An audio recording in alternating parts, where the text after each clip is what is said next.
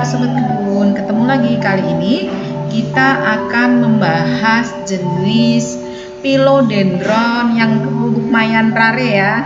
Namanya adalah Philodendron Black Cardinal. Secara umum seperti yang kita lihat ya Sobat Kebun, dia adalah berwarna gelap atau cenderung kehitaman. Jadi dia ciri khas dari Philodendron Black Cardinal ini adalah dia mempunyai ciri daun berwarna gelap atau hijau yang cenderung ke hitam ya. Begitu juga dengan dahan dari daun itu sendiri. Sedangkan untuk bentuk daunnya dari Philodendron Black Cardinal ini adalah dia berbentuk hati tapi cenderung memanjang ya Sobat Kebun. Dan satu lagi, dia termasuk tanaman yang sifatnya slow grow, artinya dia ketika bertumbuh memerlukan rentan waktu yang cukup lama ya Sobat Kebun. Seperti tanaman Philodendron lainnya, tanaman Philodendron untuk jenis ini juga menyukai media tanam yang lembab tetapi harus bersifat poros ya Sobat Kebun. Artinya bagaimana? Selain media tanam yang kita punya itu memiliki kemampuan untuk menahan kelembapan dari pengairan yang kita beri, dia juga harus sifatnya poros. Gimana kira-kira Sobat Kebun cara mengeceknya apakah media tanam yang kita beri ini dia mempunyai tingkat keporosan yang tinggi atau tidak? Yang harus kita amati adalah ketika kita menyiram, dia langsung terserap oleh media tanam atau biasanya langsung mengalir melalui bawah pot ya Sobat Kebun.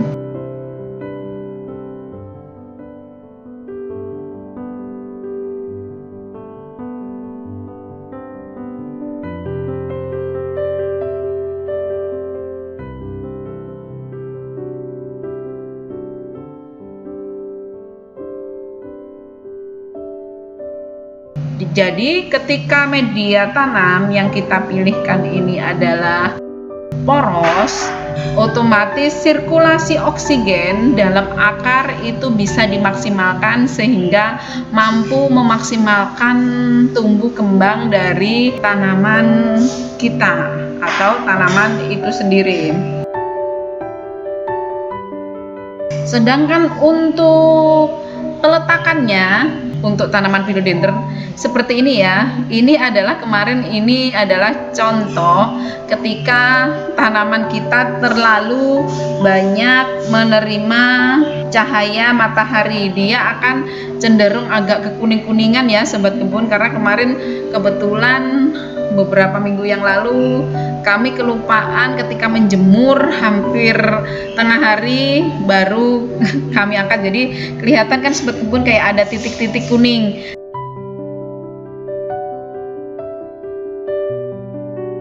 Itu adalah indikasi bahwa tanaman kita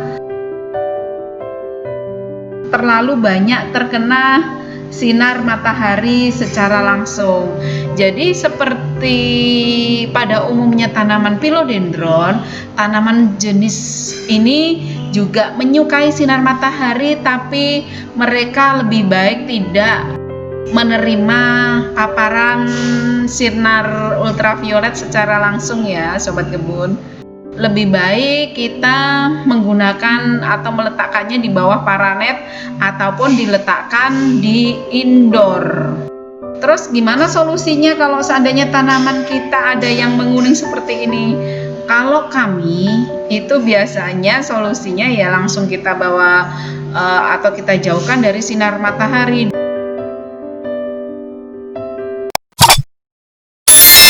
Untuk penyiraman Jangan sampai menyiram tanaman kesayangan kita ini ketika ada matahari ya sobat kebun, karena itu akan menstimulasi gosong dari dahan ataupun daun dari tanaman kita.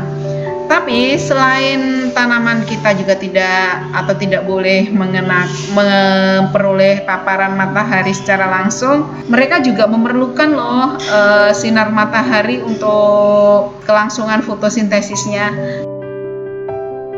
Nah, gimana sih indikasi ketika tanaman kita itu kurang sinar matahari? Jadi, ketika tanaman kita itu batang, biasanya di batangnya ya sobat kebun, di batangnya itu dia kan biasanya ini batang dari tanaman philodendron itu adalah bulat utuh. Nah, ketika tanaman kita itu batang daunnya mulai berkerut dan biasanya dia tumbuh memanjang, itu adalah indikasi bahwa tanaman kita kekurangan sinar matahari untuk kegiatan fotosintesisnya. Jadi ada baiknya kalau memang kita meletakkan tanaman kesayangan kita di indoor itu secara periodik. Kalau kami biasanya seminggu bisa 2-3 kali kami melakukan penjemuran. Untuk media tanam, ini media tanam kami mempunyai ketersediaan pakis caca. Jadi ini kemarin media tanamnya adalah tanah humus dan cacahan dari pakis.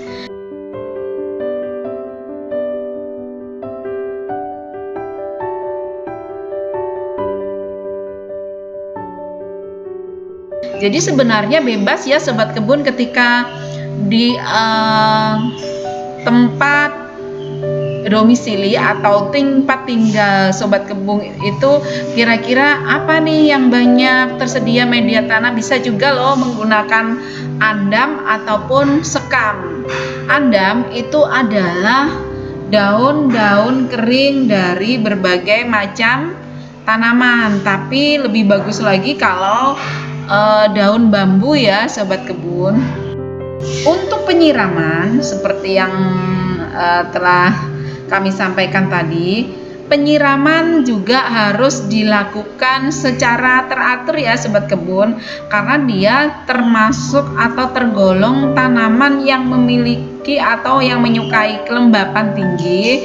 Jadi secara periodik, misalkan kalau di indoor cukup 2 hari sekali disiram, tapi kalau outdoor itu bagusnya setiap hari. Dan perlu diingat sobat kebun, untuk penyiraman itu baiknya dilakukan pada pagi hari sebelum penjemuran. Ya, biasanya kalau kami sih pagi hari sebelum kami jemur itu kami siram terlebih dahulu untuk memperlancar kegiatan fotosintesisnya dan harapannya bisa pertumbuhannya bisa dimaksimalkan ya sobat kebun. Sedangkan kalau di outdoor bagusnya adalah ketika pagi hari sebelum sinar matahari terbit atau pada sore hari sekitar jam 5 atau setengah 6-an. Karena apa? Ketika tanaman kita dalam kondisi panas terus kita siram dengan air, itu berdasarkan pengalaman kami itu justru akan menyebabkan daun yang menguning atau bisa menyebabkan dahannya busuk ya sobat kebun, karena otomatis proses penguapannya mungkin belum maksimal atau media tanamnya masih panas. Sedangkan untuk pemupukannya secara periodik harus dilakukan. Kalau di kebun kami menggunakan pupuk yang memiliki unsur nitrogen tinggi, yaitu kami menggunakan pupuk NPK.